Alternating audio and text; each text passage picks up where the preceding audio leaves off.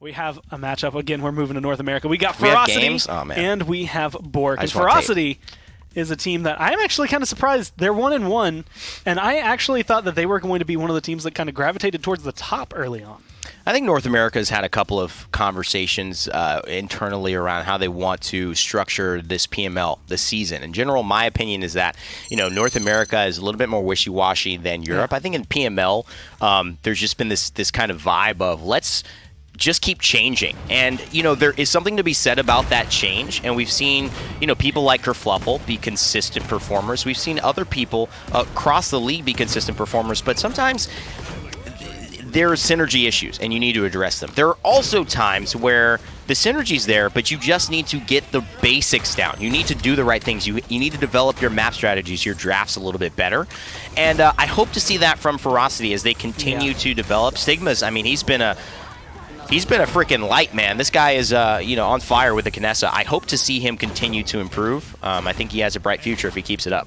And honestly, that's kind of where my eyes have been for this team, where you look at Poison, you look at Jalen, like you look at their history in the scene, either through Premier League, through the minor league, or the global series as it was before, and you're like, okay, those guys are going to be the ones to look at. And then Stigma, especially last week specifically for me, stood out more than I think anybody else. There were some awesome matchups, but he was on fire. I hope we get to see a similar performance today as they go up against BOORK, that admittedly has been going through a lot of turmoil, a lot of back and forth, just essentially from week one, but especially coming into this week. Yeah, and if you guys don't know, we had a ban on BOORK. It was basically some racist comments, some comments that we're not going to talk too much about in detail, but we do want to know and just make the PSA, we do not support or condone any of that type of behavior in our leagues. So unfortunately, he was banned. Fortunately, he was banned, and he will be removed. Bitey has stepped up into the captain role for this team. So things have changed a little bit, and that can be hard to deal with as well.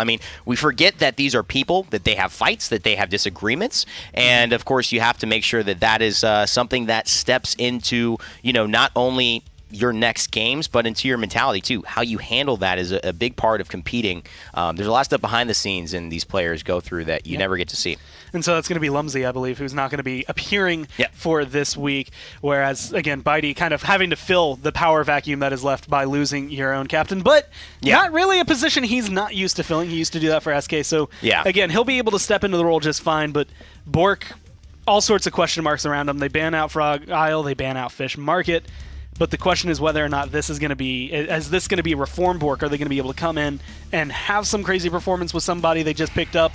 Or are they looking at long-term, let's get some practice on? I think my conversation around BOORK and Bitey in general as a player is that the man is in his golden years. He wants to have a good time, and he wants to compete. That's in the nature. I think anyone who confuses Bitey wanting to have a good time and not compete, that's the wrong way to go about it. He wants to do both, and it is very possible. Because he enjoys competing You're so not much. in the PPL. You're not moving your life here. You're still playing online. So all of these things promote the ability to, take it a little easier than, Bird who's out there in the hallway having come in from a flight, for many hours coming in from Europe to get ready for Thursday and Friday's games. But it doesn't mean they can't be successful, and I like Bitey's leadership. He runs a pretty tight and fun ship, I would say. So I'm looking forward to how they perform today. And the one thing, and this is something that I've gotten experience either just from working with Bitey, talking with Bitey, and also kind of seeing, I guess, the way they perform, is he looks at this as that opportunity to grow. Like, he's looking at it not as, we're going to be the best team in the league and we're going to stomp on everybody. We are going to become a great team. But you don't just start out there. You can't just start out there. You have to be able to go through, again, the ups and the downs. We actually have a couple of things. That's a quote I think a couple of members of Envy have actually thrown around, where it's just like, you can't just be teammates when things are going great. You got to be there for each other when things are really low. And I think that's what BOORK kind of personifies. I think that is as well. It's a great way to go about it. Taking a look at this draft too here. For me, I like that the Eevee is getting picked up early. It says that they're confident in their play style, and that's what you're going to see with BOORK. I think still a little bit of style to their drafts, maybe not as traditional as some teams, and maybe not as wacky as some of the others that we've seen. Drogo's here looking pretty deadly. A lot of blasters going on for Genos to be able to support here. A Luminary Genos with a Drogos, that's a scary combination. So we'll see if they're really trusting in that damage amp and what also BOORK do to follow up. It's going to be the Fury Up. Honestly, I like Ferocity's draft. I feel like this is a very Serpent Beach style kind of draft. But the same thing can go for BOORK. Eevee, very notable on this map. Definitely someone that can come through. But the question is whether or not I think they can keep up with them. But at a glance, Yeah. which draft do you think has a little bit more of an edge? Honestly, I really like the potential of this Luminary augmenting Ferocity's draft. I think BOORK has some great win conditions. They're going to have the stabilization, but Fernando, Inara, Cassie, Eevee, they're going to have a hard time dealing with the Drogos. So I really think it's up to Furia and it's up to Cassie to hopefully make some great plays on a map that's kind of tough to stop the Dragon from doing his thing. Very similar to what we actually just got to see in the last game. Not a lot of answers for the Drogos, so who is going to be able to deal with that? It's going to pretty much all fall onto Cassie. Inara might throw her hat in there, but we'll have to see who can do it as we go to the casters to take us through game number 1. And here we are. Here we are. Us, the casters, for game number 1 now. Time for some North American action. Already a different little flavor in a couple of ways. I like what I'm seeing here from both squads because they do have those win conditions. Big changes coming through. Aspect now supporting for Team BOORK. Bitey will be playing the Cassie. Toa, Mr. Alex Zombie, the legend, on Eevee Vayne on the front line of Inara. And Snex rounding things out on the Fernando. Dr. Ogos, we meet again. I like it. Looking for a doctor. I don't know. That's That a one good doesn't meme. make as much sense as the Dr. Edgeskin does, but I still appreciate it. But the high ground here going to be the first thing to look at. Inara obviously jumping off to an early start on this, but this is the battle to watch here. The Cassie versus the Drogo. She's able to hit a couple shots there, but we saw how out of hand the Drogos got in that last game when there wasn't a solid answer for it. So that's what we need to look for in this one. And you know, Dave, I was gonna say Eevee's been very good for me on this map in particular because she can go to the enemy backline, sort of blink in and out from safety and play a lot of safe angles because everyone's sort of bunched up in that little nest, but no Eevee did I see. I was kind of waiting. I was watching from Bitey's point of view, so I would have been able to see her little red silhouette blinking around there, but never once did I see it cross half court, so that's the biggest question mark for me is where was Eevee? It's actually very fair. Now that you mention it, there was no Eevee to be seen as such. You get an 84% and climbing lead here onto the point. Certainly somebody who's going to be able to test the Drogos just a little bit as you see them do a little back and forth right now. Not able to hit all of her shots, but that's certainly somebody else who's going to have to deal with it. Few kills starting things off here, overtime ticking away though. Indeed, Toa will now try to blink in, make the play, gets the overtime reset, but people, well, more specifically, Ferocity is descending upon him. And if I, to summarize, I would just say not clean, right? That blink didn't make it all the way over the wall, had to use the soar, didn't land in the nest with Drogos to put the pressure on him there, and definitely room for improvement here. 2:16 though on the clock. This one is rocking and rolling here. So far, Poison has not really been checked or brought back down to earth. I mean, he's on the 5 streak. The initial fight that we saw break out here, he got 2, I think, kills on his own, not just the assists. But, the big question mark we had was the Drogos going to be able to be touched? And so far, he has not been yet again. More damage coming out. Drogo's Stigma adding up for 1 kill of their own. Here's the Dragon Punch, looking for a target. Inara's going to be in his sights. He is able to find her, so that starts off this fight very well for them. Wall not good enough. Salvo up into the air. The blink is down, so Eevee has to eat most of that damage. She is extremely low HP. Kerfluffle will find the final shot to put her down. Furia Beam is going to be good for the time being on this next, keeping him up and alive.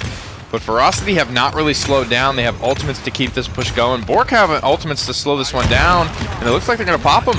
And they're just pushed so far back in their base right now. The Inara behind her own wall was the only one really feeling safe enough to get out of their base and try to engage with this Drogo. So low on the Eevee there. She's able to keep herself alive. Finally, Snex goes down, so that's going to be a big payload contestant that goes down.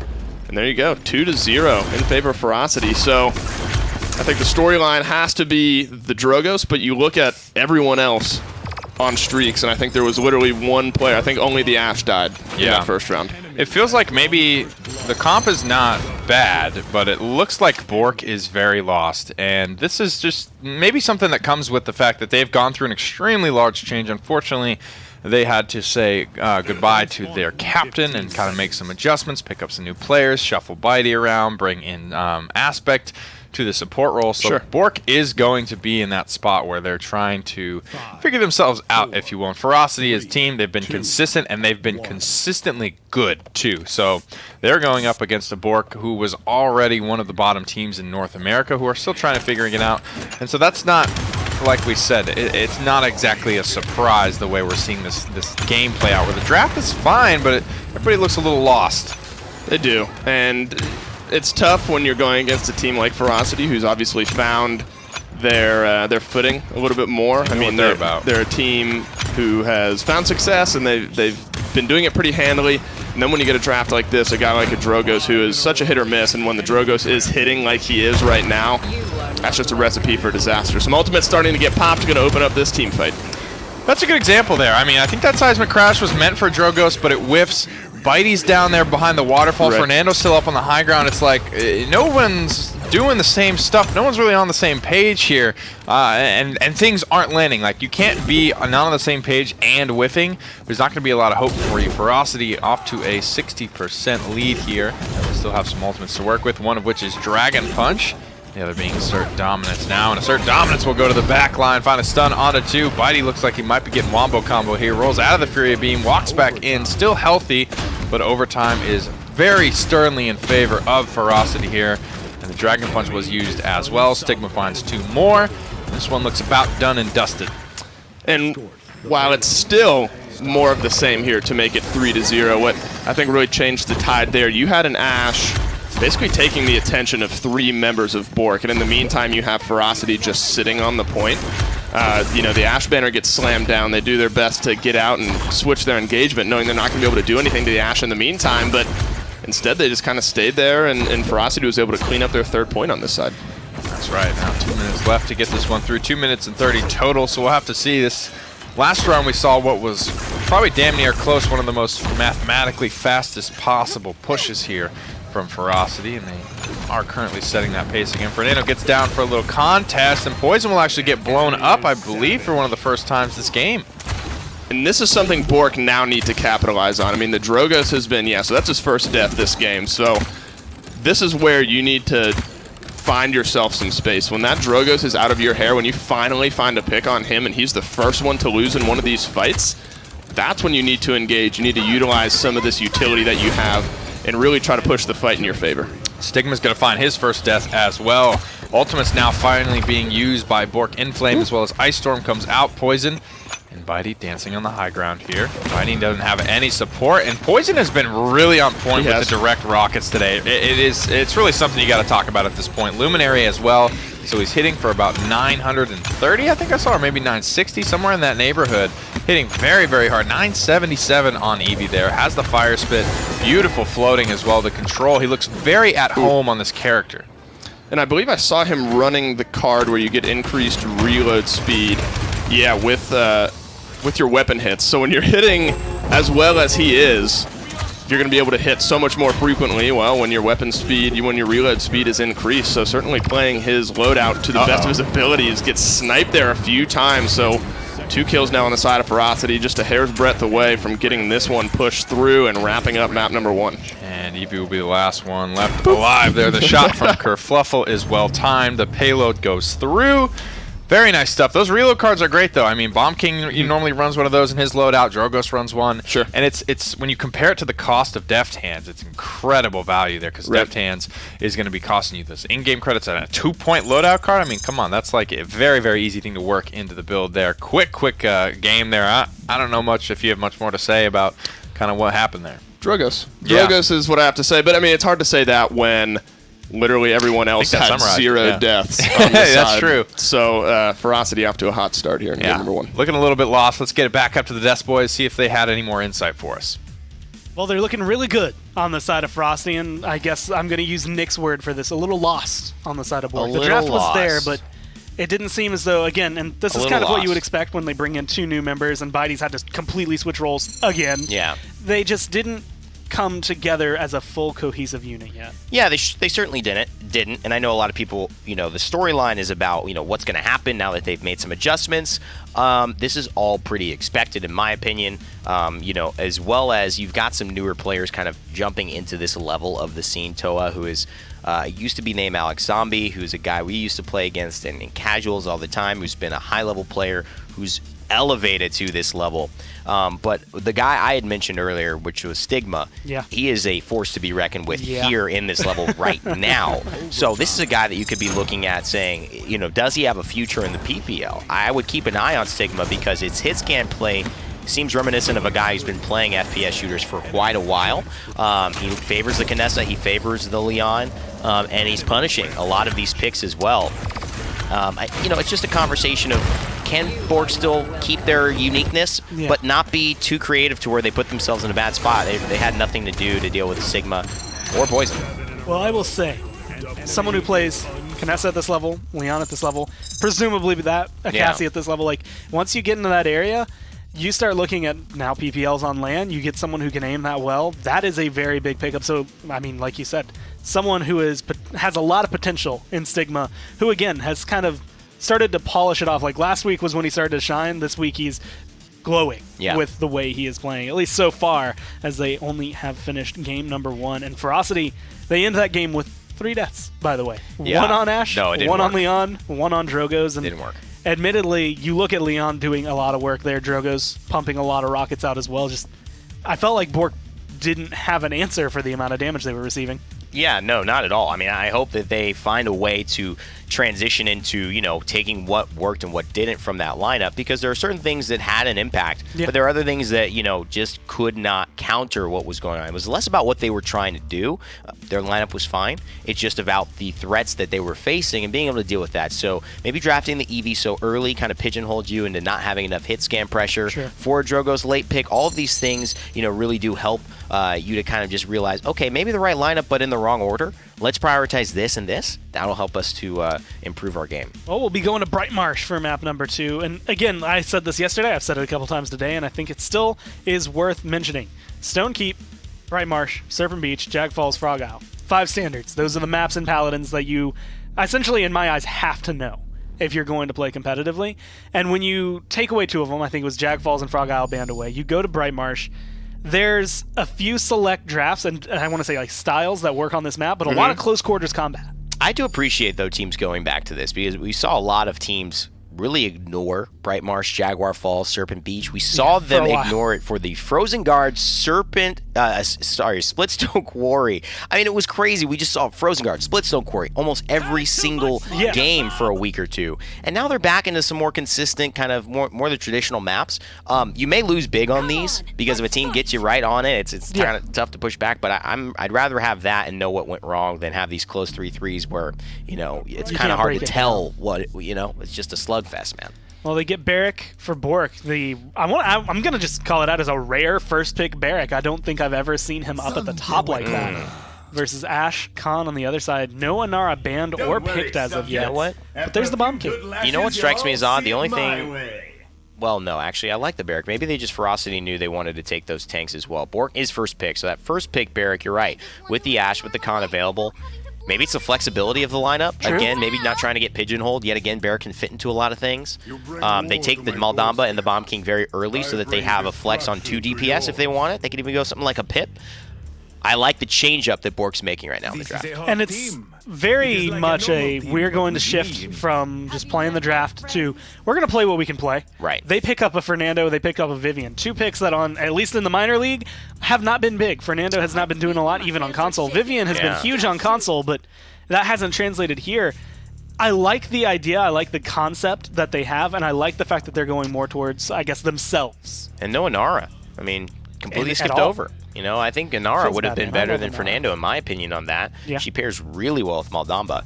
Nando isn't really in that spot anymore, but that means I'm excited to see how BOORK utilize it, because it could be a different style than we've seen, more efficacy than we've seen thus far. Well, Ferocity are bringing out the Kinessa again on Bright Marsh, something that they did. I didn't know it would work. They made it work, and I expect to see it have some effect here, but we have to go to Nick and Dave to walk us through it.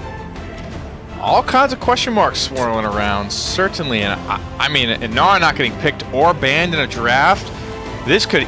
It wouldn't surprise me if it was the first time in a year and a half, maybe 2 years. Since the change that Mother's Grace got the CC immunity and the healing amp and stuff like that, I would be surprised if she has ever been not picked or banned in a game. That is how common that character has been. It could be some big brain strategies that we're just not privy to yet. But, I think it's more BOORK just aren't comfortable with it. I don't think Fernando's better here in any way. I don't know, it just feels like Snex likes the pick. That's fair. I don't know. Entirely fair.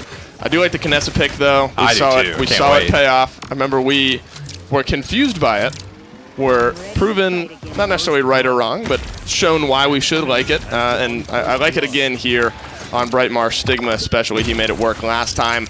Looking to make it work again this time, then the Eevee as well. So high potential for some quick burst on the side of Ferocity. Vivian as well, so BOORK maybe taking a page out of the console book here. Stigma just does not miss. Vayne under constant pressure, constantly being bonus damage, headshot, something to get that rifle above 1200 where it already is hitting hard and making Barrack's life a living hell. 57% for BOORK to the 36 and climbing for Ferocity. I like the early start. Definitely not a bad look for the BOORK boys, but they've got to figure out a way to pressure this Kinessa, and I don't think they have one in the draft. And they don't really. I mean, they don't have necessarily a super flanky type champion, but I think the reason BOORK was able to jump up so quickly on this point is is really on the flip side. Ferocity was willing to give up early game points in exchange for getting their champions in a position where they're going to be able to win a team fight and get this point back under control. And we see that happening right here with Poison finding 2 for himself, but he does not want to stop there, looking for 3, but doesn't find it. 96 is going to turn into 100. Ferocity 1-0 now. And a character that you can certainly pop off with. He's got the Luminary pairing as well. Eevee with a lot of things going well for her in that last fight. And these 2 point frontliners are only going to get a little bit slower, I think a little bit more stagnant as the game goes on. Again, still questions for me around this BOORK lineup, but again, big time for them to be figuring things out. Stigma finds Bitey in the backline. Dave, the answer is not presenting itself immediately to BOORK. No, it's hard to find an answer when you have a guy like Stigma just hitting every shot. I mean, it's helpful when a pick like that doesn't play out because the guy's not doing very well, but Stigma's just not missing right now. They're playing so fast, Dave. This game is happening at light speed. Stigma is hitting non-stop shot. They have to worry about Poison flooding around in the back line. These frontliners are locking down the enemy frontliners. It's just so much happening right now. And I don't see a way out for BOORK. Not an easy one. There's a lot of ultimates they can use to stabilize this if they want. This payload is inches away from its final destination. They have to make a choice soon. Poison hoping to tip things in the favor, at least right before, and he does that, finding 1 kill. But BOORK looking to escape from their base a little bit, keep this from going through. Yeah, this is looking like a rough one here. Kerfuffle finds another kill. Snex is the last thing standing between this payload and it's Ray. Poison is just on it today. My goodness gracious, he's not missing. I mean, we're talking a lot about Snex, but Poison has been a fun one to watch as well on both Drogos and Eevee.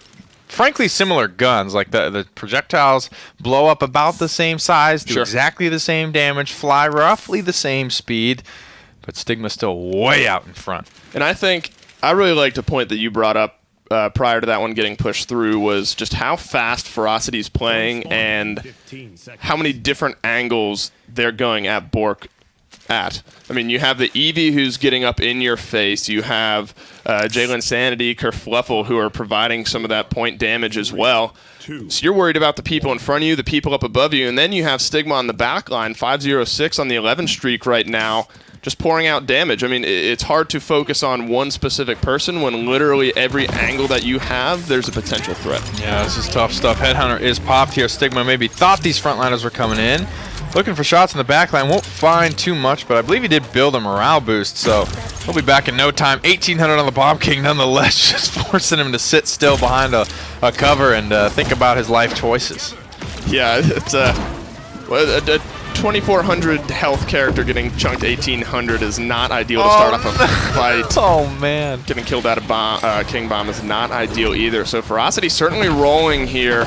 You did see morale boost on Kinessa as well, so that Headhunter is going to be back up and available in no time. A Savage Poison getting Ferocity off to a great start here for point number 3. Oh, boy. Oh, boy.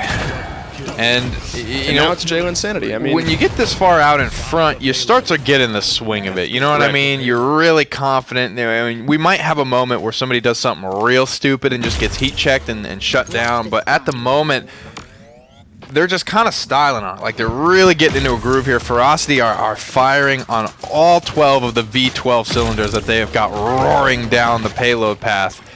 Coming at BOORK, looking for another 4-0 here. And it's just not stopping. It's very rhythm based too. I mean, it's weird to say that about a video game, but like you said, when you get into a groove, everything just seems to be going right. The timing seems to be working out. You have Stigma dismounting people before they're even able to exit that initial payload. Through time and space, is going to be able to find the Bomb King. So another 2 kills down here for BOORK. Ferocity trying to push this one through, make it 4-0. I mean, you can't hope to communicate your way out of this because it's happening so fast. The kills are coming through very staggered. Bomb King's up. 5 seconds later, Vivian will be up. 2 seconds after that, Fernando will be up. They're going to take a last stand here, try to maybe stabilize a little something. There's a Dome Shield and a Dread Serpent to win this fight with. Grumpy Bomb did find a stun. Poison out into the wild, blinking quickly there back.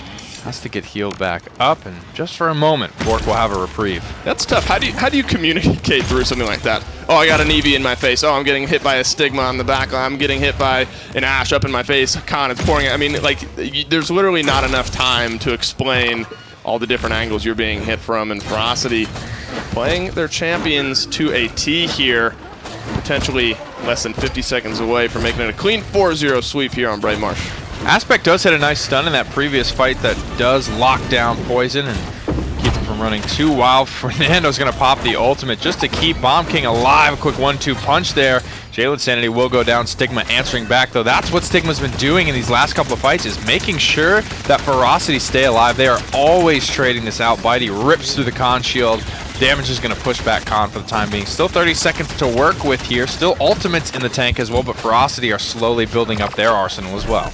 No, and that little bit of space that BOORK found there is what they need to keep doing, stacking some ultimates, utilizing the kits in conjunction with one another, but it's not going to matter when Stigma is still doing what Stigma's doing. He finds 2, Jalen Sanity and Poison adding 1 of their own, and that's 4 dead on BOORK. Surely this payload's going to go through now. And it is.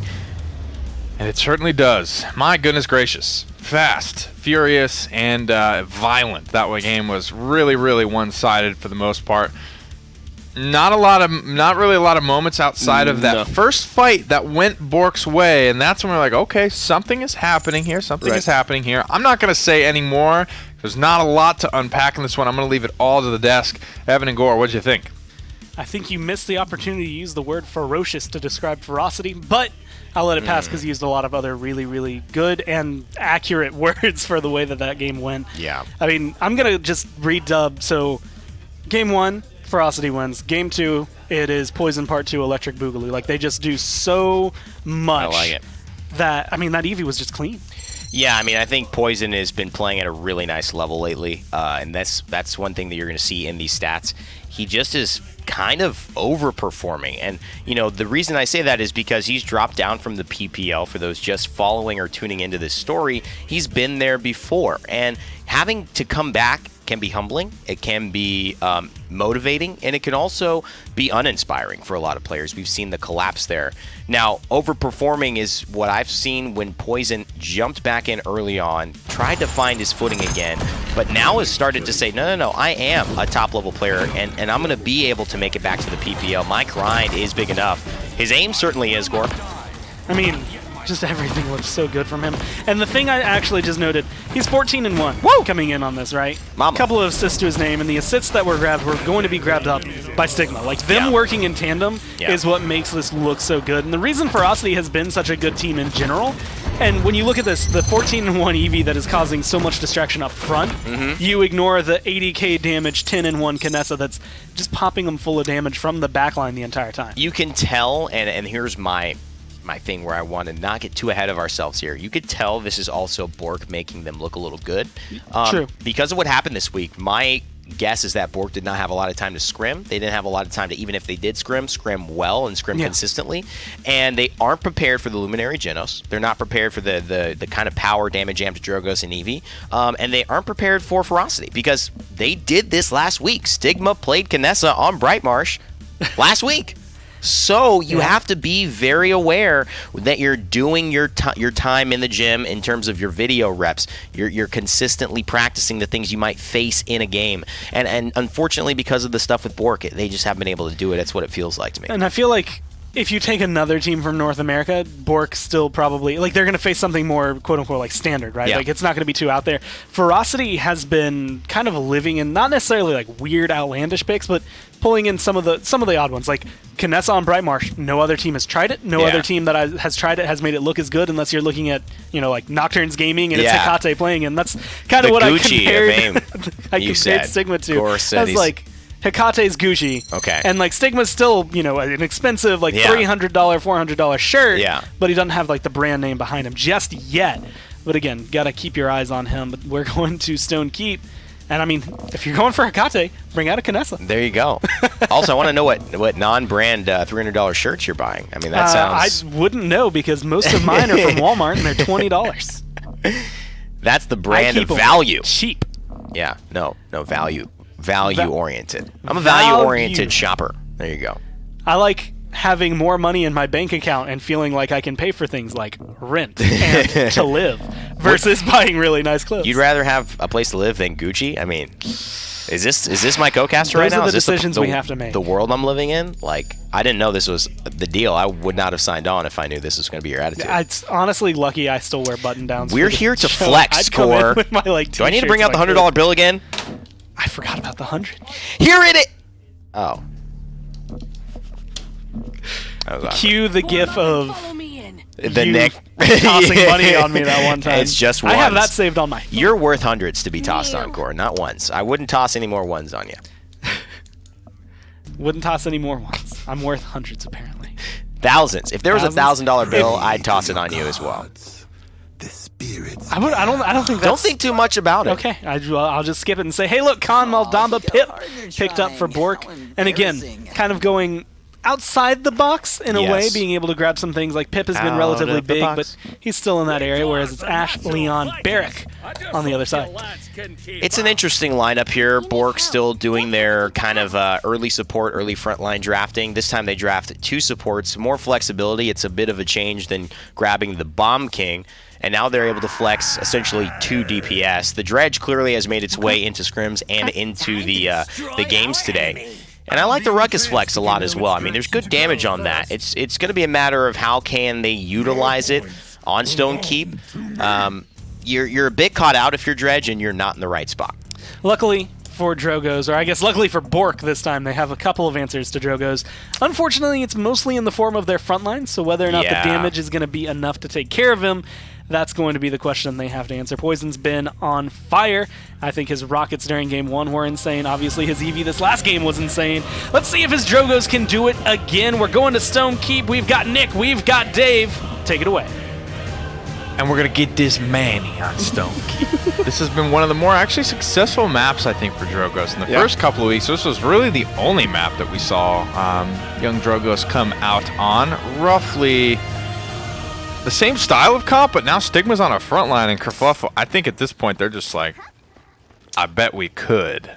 I bet we could, so we should. I bet we could Y or X. Which one do you guys want? You know, they're at that point, I think, especially after the way Bright Marsh went. Yeah. This is X. Plan X enacted. I mean, if there is a map where I think Drogoz, or not Drogoz, Dredge could also have some impact, Stone Keep would be it. This high ground is kind of where he finds his home. Little Hurl Dredge. Little Hurl Dredge. That's like the one of the when I Why couldn't we just rename it to Yeet? You know, just Yeet Dredge. Yeet. It is. Well, you know, from this day forward, the Yeet Dredge. Listen, Coined today for Yeet Dredge. Yeet Dredge Finds first blood. He So, does indeed. Well done. Way to stick to the game plan there. It is annoying to play against just yeeting the harpoons. You can do your thing. I'm just gonna quietly in the background. Just yeet every time. I'll read the sound effects. Listen, I've already casted Vivian just making noises with my mouth. So I gotta commit to this for Dredge as well. Who do we have? I can't do it. I can't do it. Here's Dredge trying to take the high ground. I'm so thrown off. I can't. Should I get louder? Should I just take over the cast with Oh God, rip headphone users.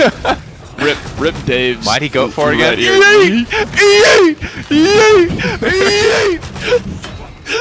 This is how you take over the game. You just gotta come around the corner, say there's a Drogoz in the air. Come on, Alex Zombie. Hit him with it. We're digressing into... What the? Poison found the angle. Oh, Poison, come on. That's what happens when you stop yeeting, kids. Stay on your grind. Stay yeeting this yeast. In the meantime, Poison finds himself a kill with the Dragon Punch and finds Ferocity their first point. The yeet was working out for a minute, though. I mean, he was pouring out harpoons and finding some hits. I mean, jokes aside, yeet Dredge wasn't the worst thing we've seen so far. It's a decent answer to Drogoz. I think it's very reasonable to say I could put decent pressure on a Drogoz. who's kind of floating out there, and right there, that's a harpoon connecting from Alex Zombie, that big chunk of damage. There you go. Put Nick's fit. Everyone needs to know who's been yeeting this entire time.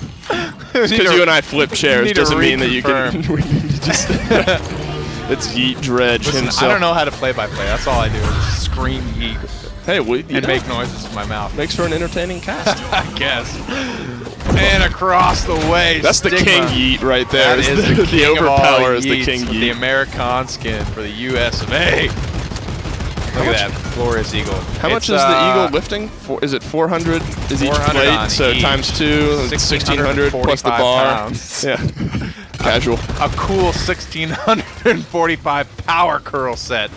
He's repping at 30 reps a set in the clip, right? That's true. And that's what, every half second or so? I mean, hell of a pump. Hell of a pump.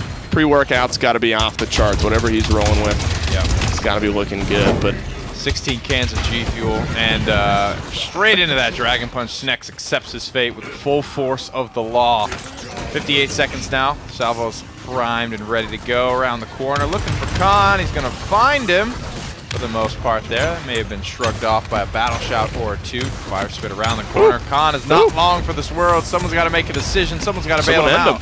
Someone do it to him. He is getting bailed out. He actually doesn't end up going down there, which is pretty interesting.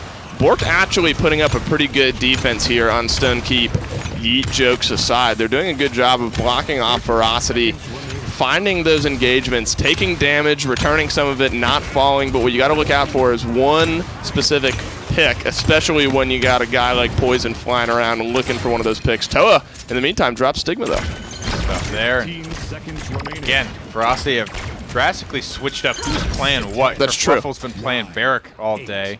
Stigma's just played Kinessa. It might be the maybe just so he can say, I'm the only player to move from Kinessa to Ashe in a set, and I don't think that'll ever happen again.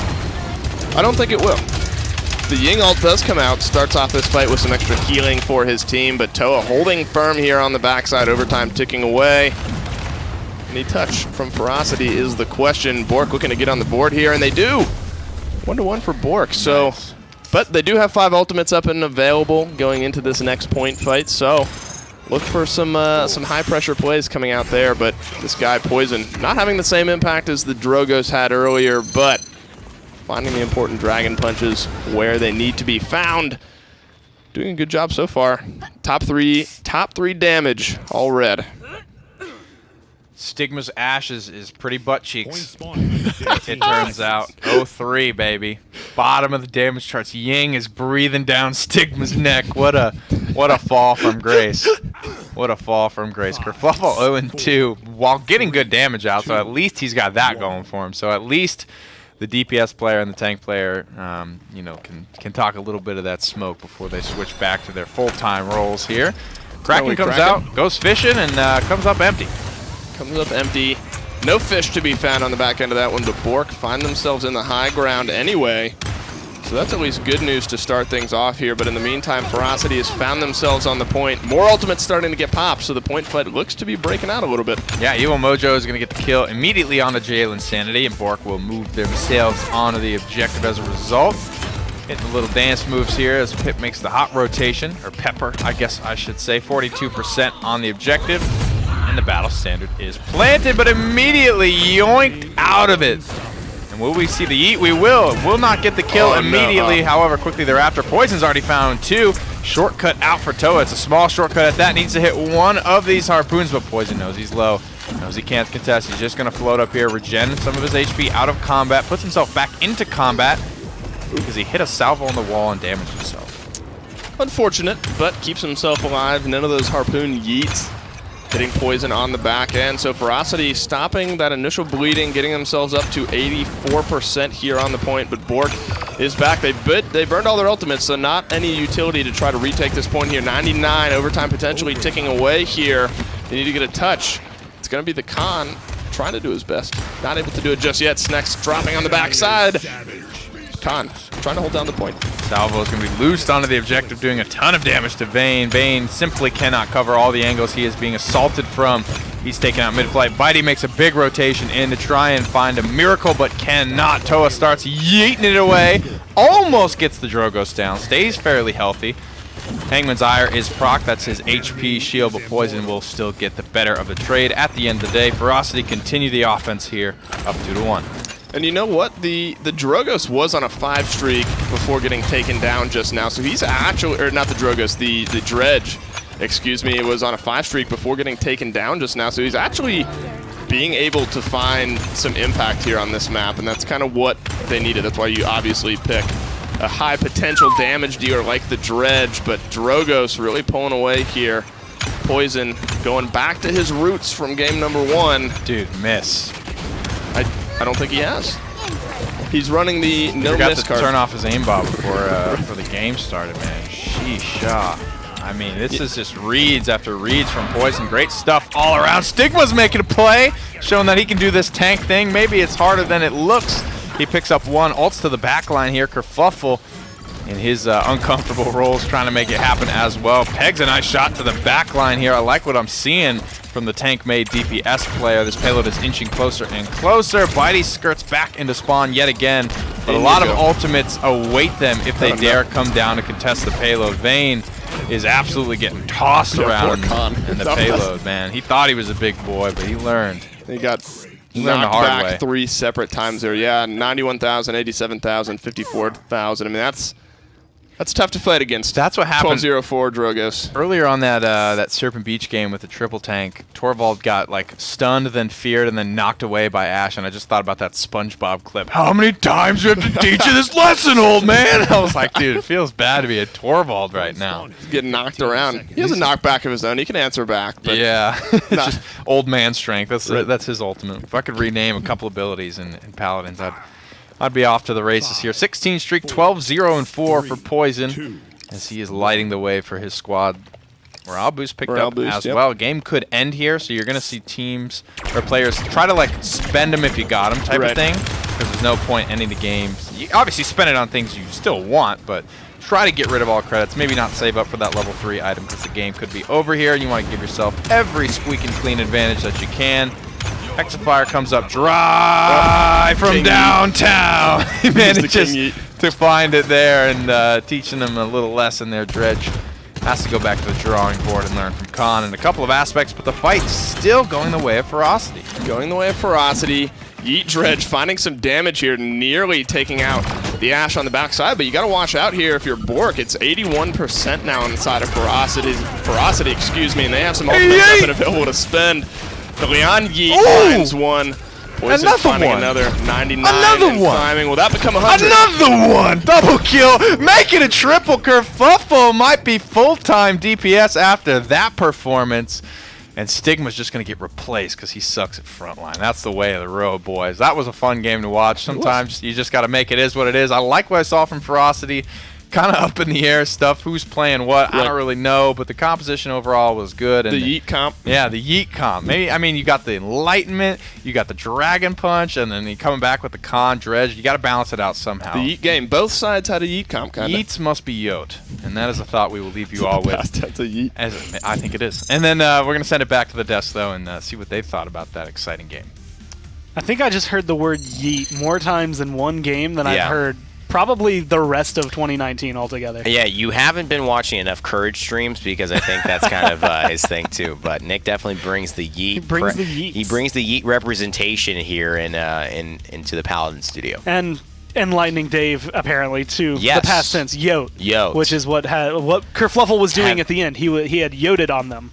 Have ye yoted? That's how they used to say it back in the day in medieval times. Have ye yoted? Have ye yoted? I actually remember Yeah. discovering that and talking about that during history class when we were covering the Middle Ages. The yote is strong. But we had the post-game stats, and you did see Stigma and Kerfluffle swap roles. You do see the damage numbers pretty much swap because of it. 103 there for Kerfluffle. A lot of kills at the end. But I'm going to say Poison, though. Still looking pretty good.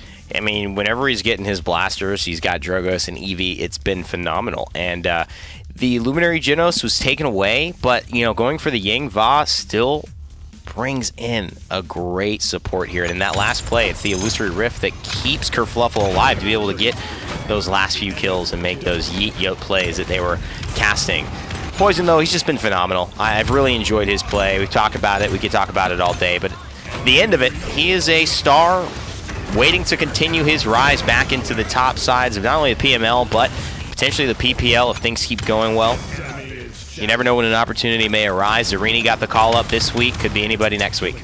And, I mean, this is exactly what you want to see and kind of exactly what you expect from someone who is zoned in at that point, right? I mean, they played Drogos in game number 1 and was doing phenomenal damage. They play Eevee in game number 2 and do phenomenal damage. It's like, okay, well, you go back to Drogos, you're still playing a blaster, you're still having fun with it. Not to take away from the fact that you were playing really well, but we expect you to play well. Yeah, I think Poison is stepping up into one of the more notable features in the PML, and I think at this stage across Europe and in North America. So I'm excited to see them continue to grow. Ferocity are in the groove. Well, Ferocity bring themselves up to 2-1. Unfortunately for BOORK, they are now 0-3, and that is not it for North America. We actually have one more set today that we're going to be coming to, and it is going to be after a short break. You'll be able to come back and see Zenith versus Downfall just after this.